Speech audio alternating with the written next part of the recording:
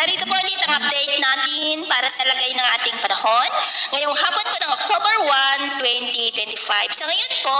ay lumalakas na ang bagyong Paulo. Gaya po ninyong nakikita ay nagbabanta na rin na data place ang trough nito dyan sa Eastern Samar. Habang nasa layo po ngayon ng 705 km east ng Northern Samar o kaya naman ay 789 km east ng Catanduanes na taglay ang lakas ng hangin na umaabot po hanggang sa 55 km per hour at kikilos po yan pa-west, northwestward habang patuloy ang paglakas at posible yan na aabot sa severe tropical storm o kaya naman ay typhoon category bago nagbabanta na tatama sa kalupaan ng Northern Luzon sa Biyernes po at posible yan sa northern part ng Isabela o southern part ng Cagayan at posible rin na itaas hanggang sa wind signal number 3 o number 4 sa lalo pa po na paglapit ng bagyo sa kalupaan sa darating na Biyernes. Pero asahan pa rin natin na posible pa na magbago ang forecast nito lalo na at nasa malayo pa,